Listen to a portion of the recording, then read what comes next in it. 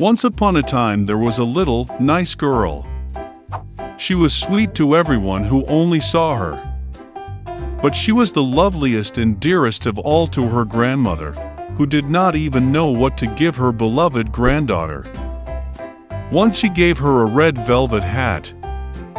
And since this hat was very suitable for her, and she did not want to wear anything else, they began to call her Little Red Riding Hood. Once her mother asked to take a piece of cake and a bottle of wine to her grandmother. They say that she is both sick and weak, it will be good for her. She ordered my mother not to run away from the road, otherwise she would fall and break the bottle, and then grandmother would get nothing. And when she comes to her grandmother, so that she does not forget to say hello to her. Little Red Riding Hood obeyed, took the presents and set off.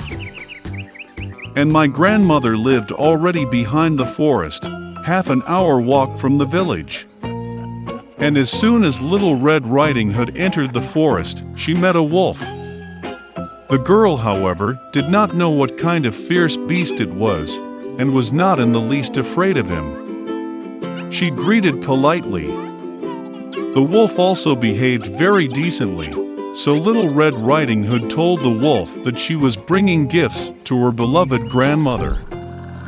And while she was telling how to get to her grandmother's house, the wolf thought to himself how he could eat not only the old woman, but also a pretty girl. And then the wolf thought of showing Little Red Riding Hood a huge meadow with beautiful flowers.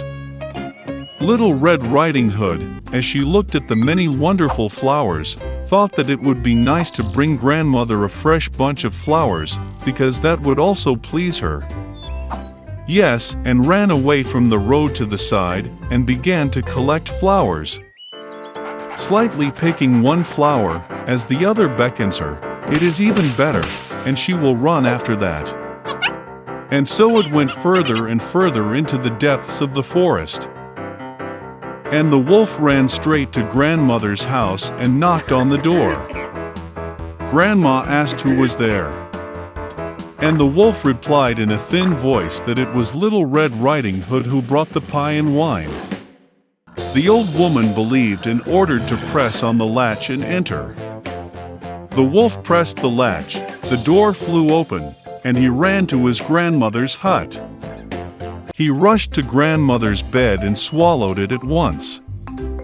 Then he put on his grandmother's dress and her cap on her head, went to bed and waited.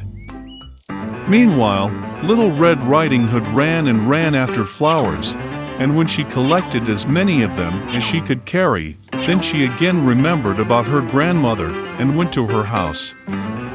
She was very surprised that the door was wide open, and when she entered the room, she called out to her grandmother. There was no answer. The granddaughter came up to the bed and saw grandmother was lying, and she had pulled her cap on her very nose, and it seemed so strange. Little Red Riding Hood asked with bewilderment why grandmother had such big ears. And the wolf answered in a grandmother's voice to hear better.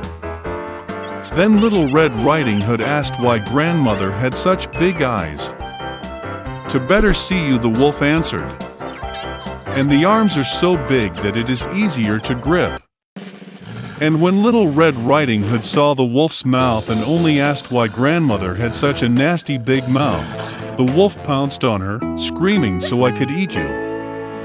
And how he jumped out from under the blanket and swallowed the poor girl. Having had enough in this way, the wolf again went to bed, fell asleep, and began to snore as much as he could. At that time a hunter was passing by the grandmother's house, heard snoring and wondered if something had happened to the old woman that she snored so. He entered the house, went to the bed and saw that the wolf was sleeping there.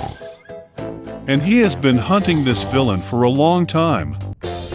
He wanted to kill him with a gun, but it occurred to him that the wolf, perhaps, swallowed his grandmother and that she could still be saved. That is why he did not shoot, but opened his wolf's mouth wide, and saw a red cap flashed there. A girl jumped out of her mouth and said that her grandmother was still there. The hunter opened his wolf's mouth even wider, and the old grandmother somehow managed to get out behind the Red Riding Hood. They were delighted, began to hug and thank the hunter. They decided to teach a cunning wolf a lesson. They brought up large stones as soon as possible, stuffed them into the wolf's mouth and belly, and carried him out into the yard. And when the wolf woke up, he saw the hunter, and was about to escape, but could not bear the weight of the stones, and fell to the ground. This delighted all three, while the wolf got up and barely dragged its heavy belly into the dark forest. They never saw him again. This is how they taught the cunning wolf a lesson, and Little Red Riding Hood decided that she would never again disobey Mother's orders. Once upon a time there was a little girl. Her name was Heidi.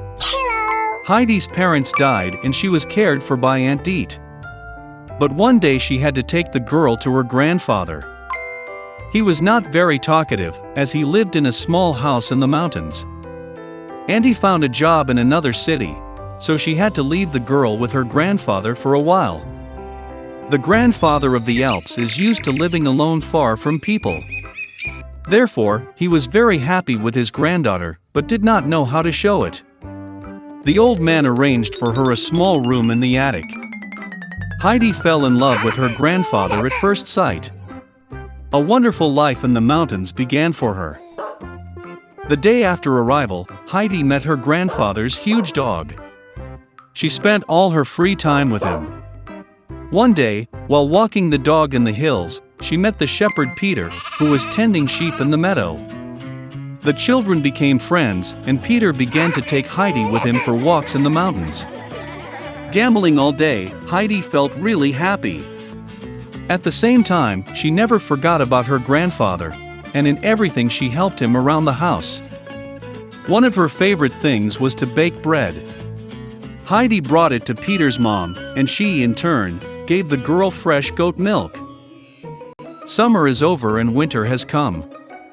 Peter started going to school. But Heidi was still too young for school. Therefore, Aunt Deet returned for her to take the girl to the city and teach her at home after work. The grandfather of the Alps was very upset, but still let the granddaughter go so that she could learn to read and write. Heidi was also very upset, but her aunt promised to return her to the mountains soon. Arriving in the city, the aunt took the girl to a large beautiful house.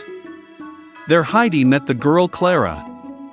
She could not walk and moved in a chair due to an accident that she experienced in early childhood. Auntie brought Heidi to this house to keep Clara company because she had no friends. The girls got along well and became real friends. Clara helped Heidi learn to read and write. Having got used to the new place, the girl began to feel freer. Clara also became very attached to her. But Heidi really missed the mountains and her grandfather. She had everything one could dream of, but she felt like she was in a golden cage. She even stopped eating. Aunt Deet immediately understood why her niece was sad. And I decided to send her back to her grandfather. Clara was very upset that Heidi had to leave.